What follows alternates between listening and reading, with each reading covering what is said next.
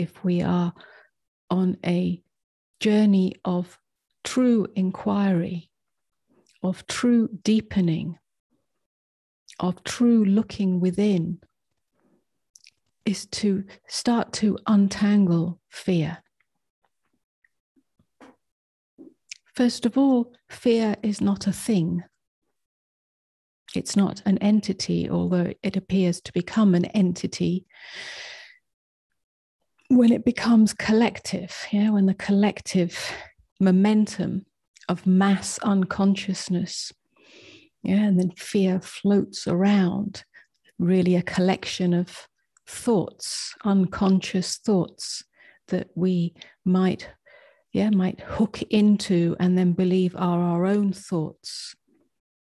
So essentially, but it's not a thing, essentially we need to examine the nature of fear. Fear is a thought. It's a thought about the future. It's that simple, if you like. It's always a thought about the future.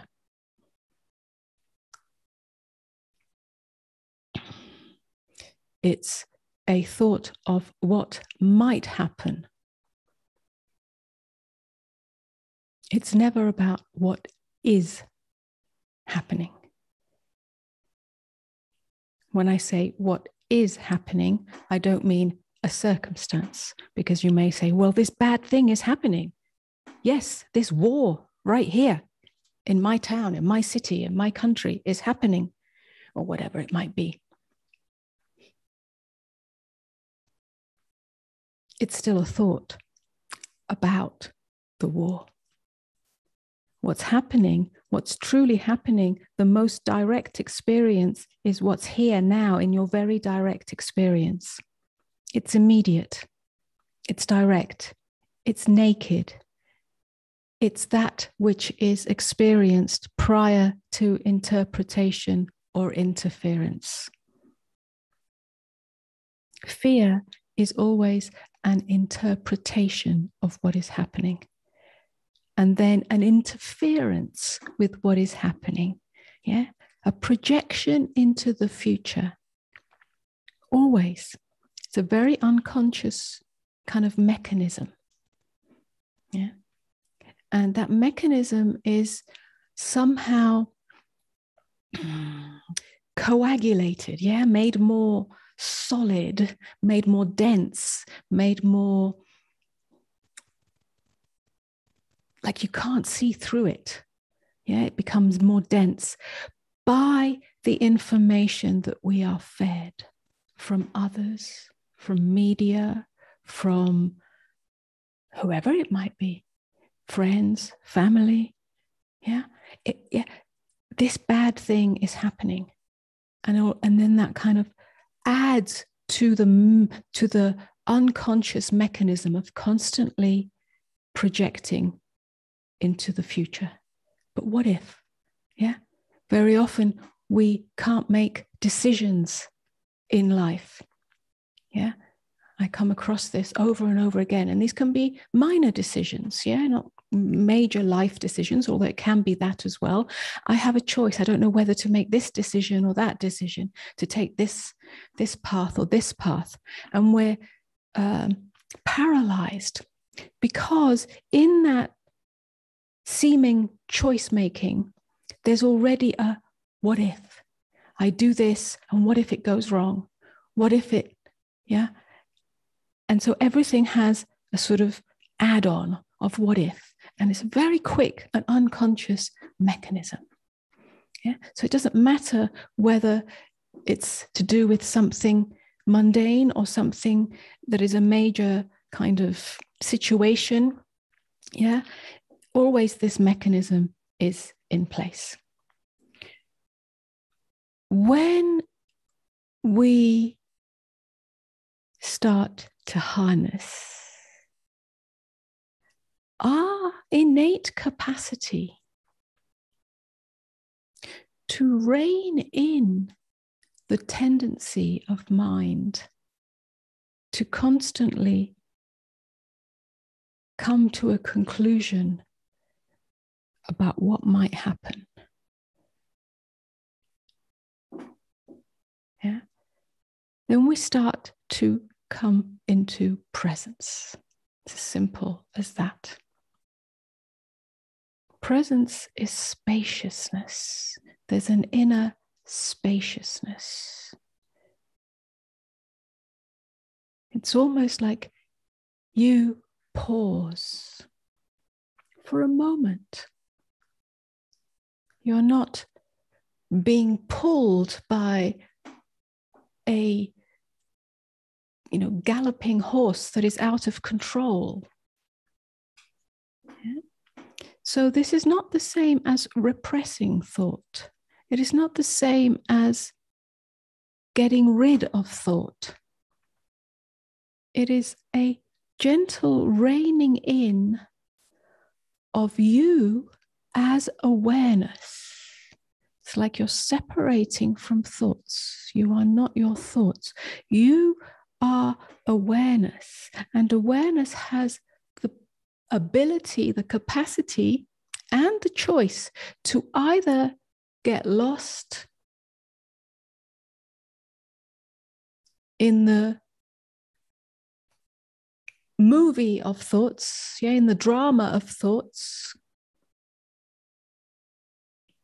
or it can remain as its essential nature, which is stillness. Stillness doesn't mean that you're detached and somehow forcing yourself to be still. There's no forcing. Stillness is the essential, and spaciousness is the essential nature of awareness. So it's like disidentifying with your thoughts and resting in your natural state.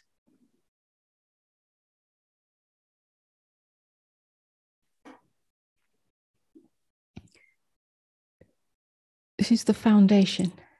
And then you may say, but I feel fear in my body. Yeah, I feel it as a tightness. I feel it as an energy. Yeah, very often fear comes as a kind of dark energy that wants to swallow us up, as if we're going to fall into a hole. And this becomes more so, more palpable as you perhaps as you go deeper or further on a spiritual path. It stops being so much about something in the thought realm, although it will have a thought aspect to it, but it becomes more of an almost sensory, visceral feeling that doesn't seem to be attached to anything. Yeah. So what happens here? The same thing happens because the same mechanism kicks in.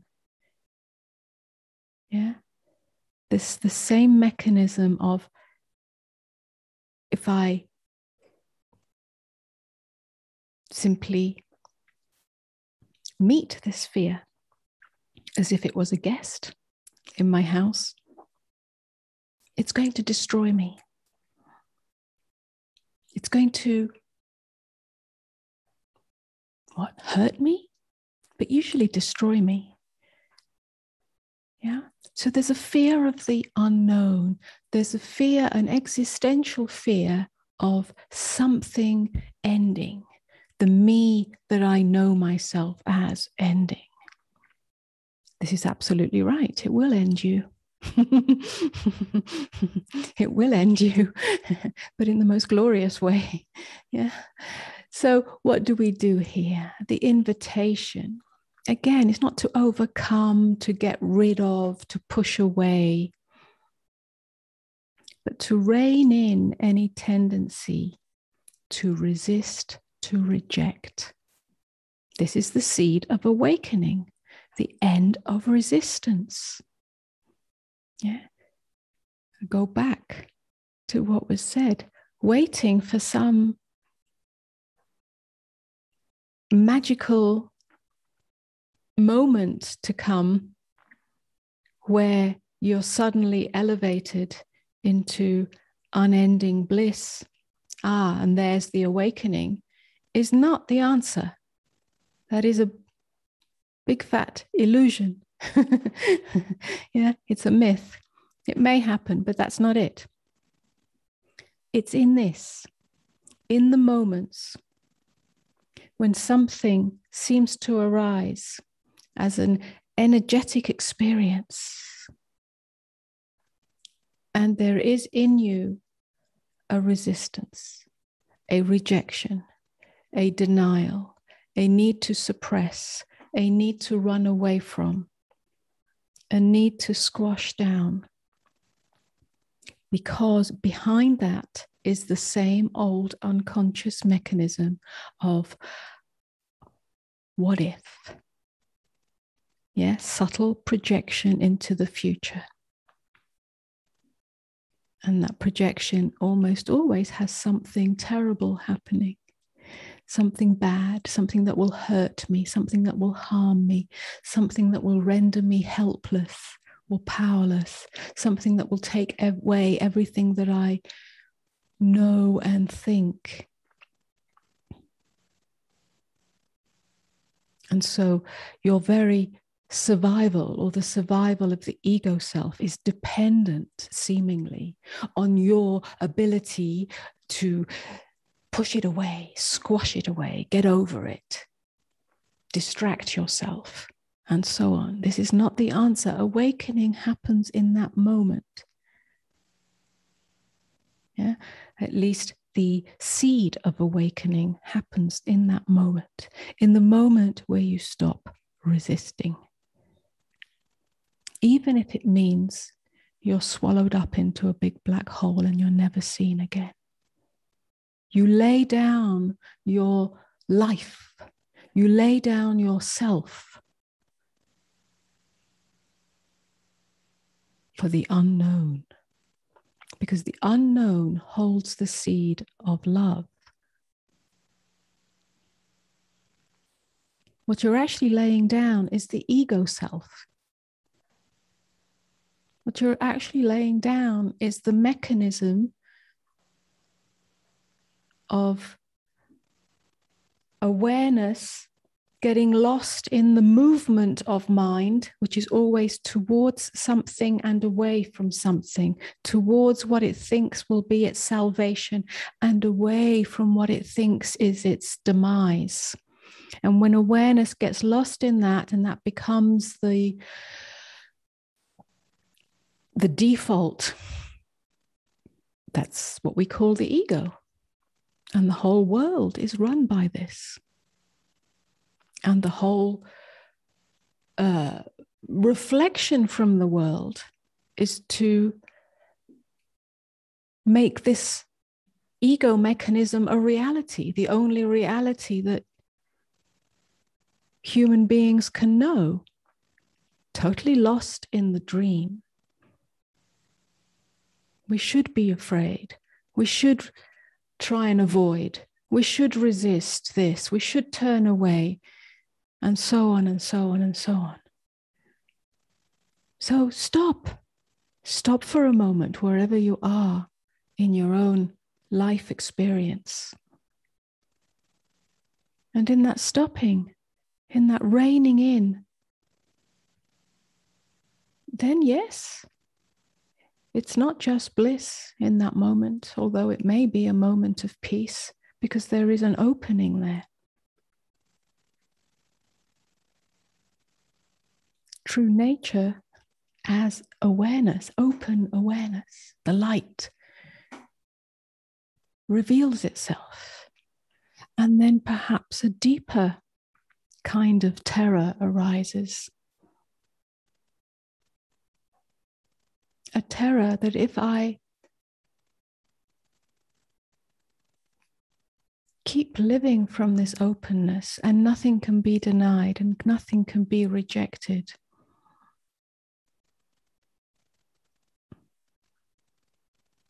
then every ancient karmic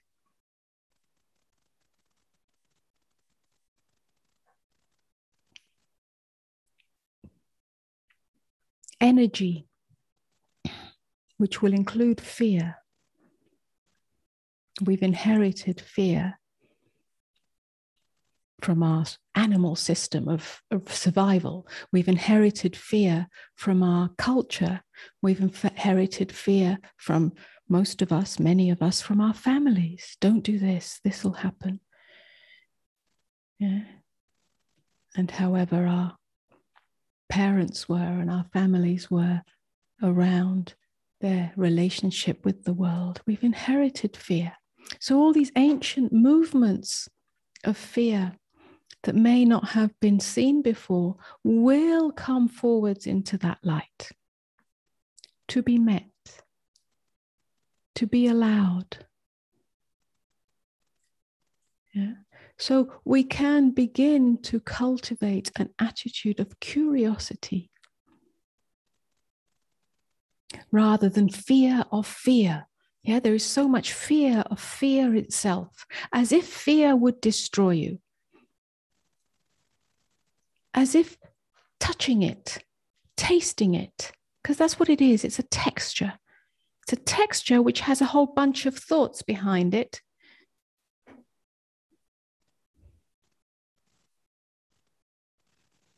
It's a texture that has an unconscious mechanism feeding it and making that texture more solid so it becomes a thing. But if we give ourselves the opportunity and the permission to touch that texture, to taste that texture, we may discover that it is not a thing and it does not harm us. And it does not damage us. It actually evaporates. It's like a very dark cloud that has no real substance. It has no real substance because it's created out of the thought realm, and the thought realm is the imagination. And the imagination has no substance when you truly touch it. It seems to have a lot of power and substance when it remains in the imagination. Then it's like a big ghost that comes to haunt you or torture you. But when you get right up close to it and truly touch it,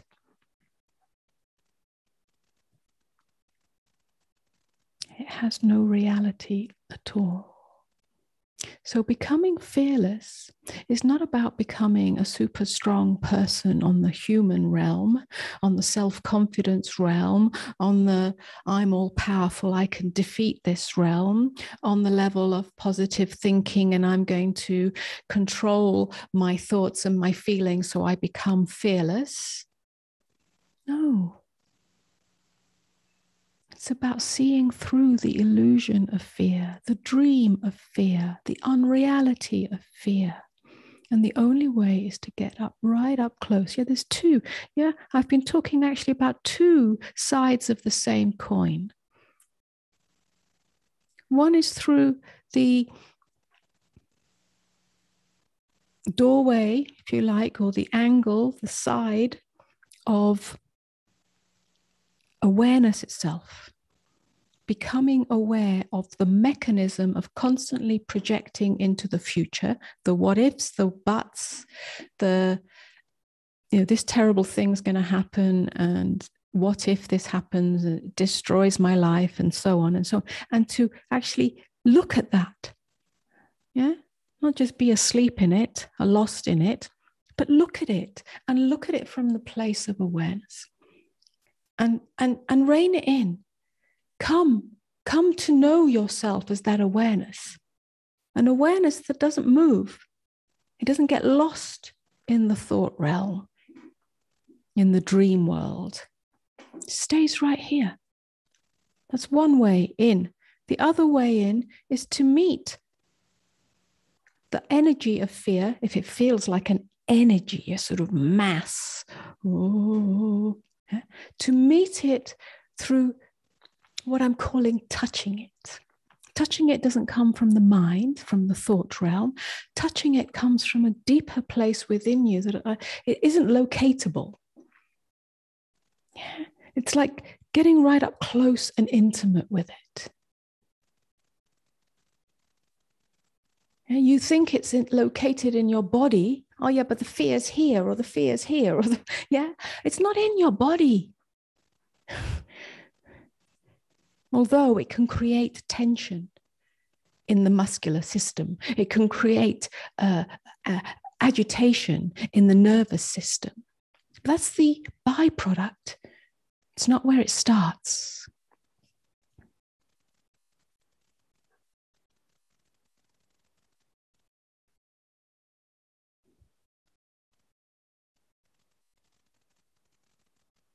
It starts.